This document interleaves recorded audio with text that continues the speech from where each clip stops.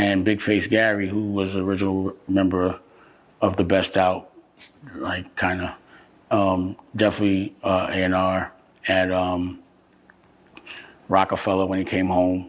And that was my thing with my crew, was when they came home, I would, I wanted to put them on paper, so I had to give them a real job, make sure they had, a nice Jacob watch, a little Rockefeller chain. Some got apartments, some got cars. But, I would give them, the Best Out pack, because I would hope that that's what they would do or would have done for me had I been in their situation and I was in mine, So I always tried to make sure when I had it. And it was like the reason why I was in a certain position, pause at a certain time, was so that I could help my crew, help make them better, not help them hustle, help them not hustle. You know what I mean? And, so I've seen Bigface Gary trying. Got his Big Face Gary show, whatever. So if you're trying and you're from I consider you one of my brothers, if my block is clicking, then you could put your work on my block. So I was like, all right, let's try this Q&A thing and see if people like it.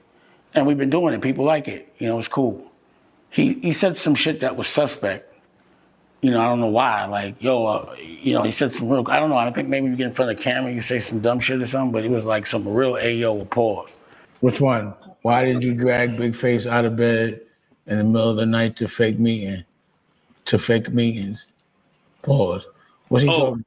I remember, I don't know who that is, but I remember Dame, me and you was usually live in the Black Door, and you just be chilling and you just call me and say, yo, G, I got to talk about something. And I get there, Rocky. It'll be nobody there but me, Dave.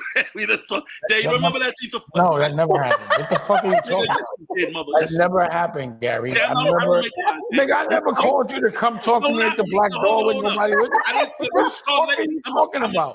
I'm on the live. What are you talking about, Gary? What are you talking about? I don't lie. You're telling me I called you to come to the. First of all, you was at the Black Door. So you gonna go to the extreme. I was never alone at night ever in life. So you don't go to the at the Black Door. All right. Whatever was bothering what are you saying? No, what are you talking? Bottom line is, making up shit again, Gary. I don't make shit up. You know, I ain't never been a liar, brother. We don't lie. You definitely fog. So you just. You was mad about something. You said that I called you at night to come to the house and nobody was there.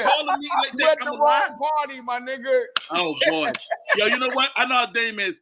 I'm not gonna do that. I never ever called you just to talk to you. Not just come over to the Black Door. Like, what the fuck are you talking about? Oh God, let me get my wine, man. I have to get a little tipsy. Yeah, go get your wine and go look at your Lifetime because you bugging right now. Okay. And I had to check him immediately.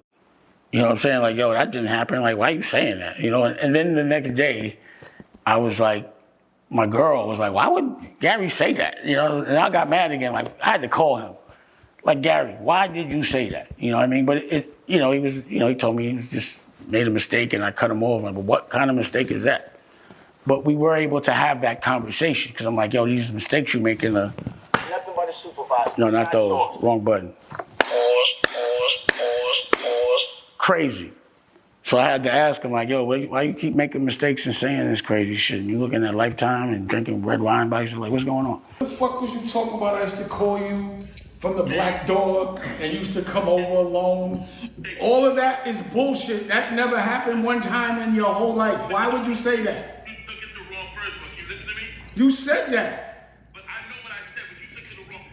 You gonna listen to me? You better say something that makes sense. Yo, Dave, first I didn't say me. What I meant to say, it came. All right, but that's not what you said, nigga. When we talk, you started snapping. Cause you was bugging. You like, yo, you used to call me at the Black Door. I come, you be in the bed. I'm like, what the fuck is you talking about? Right. Of course I'm not gonna. Okay, go ahead. Let me listen. But either way, it's cringe, nigga. Pause. You're already happy of you. And I said, okay, Dave, my fault. I left it alone. You didn't even let me finish. I'm asking you why you said that. Dave, first of all, now I'm gonna go back. You remember Dave used to call late night everybody. It wasn't only me. I said it wrong. Shaq, you be mad about something. You will call a meeting. Everybody. Oh, a meeting. That's not what you said. You said. I know, but it was so wrong that it was crazy. Like you went like. All right, I'll fix it. I used to call and you'd be like, and nobody was there. You'd just be me and you. Like I'm like, what the fuck are you talking about? Let me fuck. All right, I'll fix it next Tuesday, Dave. fix it. You took it the wrong way. Yes, I did take that the wrong way. Yes, absolutely. I'm taking that the wrong way. Stop looking at Lifetime by yourself, drinking red wine, my nigga. My point is, we were able to have the conversation. Like when you got friends and they do some shit to suspect, I'm like, yo, I'm calling you. Like, we can't be in front of camera saying some crazy shit like that. So the conversation was had. But one of the questions he asked me was, and the Q&A was like, yo, you see Cam was on the thing with Steve Stout, and how I felt about that. And I hadn't really paid it so much attention, but, you know, in the moment, I was like, I just wondered if he asked him about that shit that he was saying. But I know Cam, I'm like, you know, he ain't gonna get to those politics. He's gonna get his money and be out. And I said it, I know that Steve Stout's the type of person, from what I understand, I've never seen him discover any talent. I just see him exploit talent. And the only way people hang out with him is if he says, yo, I could get you some money. And he's the type of person that I look at, pause, or allegedly, like, you know, he's a test. Like, if someone could get me, if I'm trying to get $2 million and they say they could get me 6, or a person like him, knowing that it might come with some bullshit, some sellout shit, and he might be like an evil person, I think most people would be like, yo, fuck it, I'm gonna take the check. And I understand how a guy like that can survive because he buys people. Once they get famous, he says, I could get you some more money, period. And of course they're gonna show up when he pays. And, you know, so someone else sent me a clip of the same place, and of the same, I guess, wherever he was doing his talk, and 50 Cent, you know, 50 Cent gave him £1. And I got mad a little bit about that because, you know, 50 patted him on his hips twice. He gave him a pat. So I'm like, yo, why are you smacking Cam on his ass like that? Pause, like, what, in this environment, in that tight ass suit? And I was like, damn, is it? Because I started to think, because I went down like a rabbit hole. I got mad, literally, paused for a second, like, damn, is he over there because he got to a certain place and they think they could be smacking him on his ass now and all that? I got a call. I got so upset that I called British. And I'm like, British, you know, what's going on over there? You know, why is niggas? I got to call Cam, you know, and you know, it turned out being really funny to me. You know what I'm saying? So I called Cam. I'm like, yo, with the serious face, like, yo, you know, I saw that shit with 50 Cent. Yo, why he giving you the pat? Like, you know, since when there's a pound, when niggas see each other, they smacking each other on the hips. What's that all about? Like, what was your reaction? Like, did you say stop? Or, you know, like, what do you do when a strong ass nigga with a tight suit smacks you on the ass? You gotta say stop, no pat. We're not in the pat club. You know what I mean? So it turned into like, well, you know, I was joking and shit. You know, it was like, but it was just funny because when I thought about one side of it, I was like, what if da-da-da-da? But then I was like, nah, I can't wait. You know, I could call him. I'm gonna go ask him about that. And it was just so funny to me.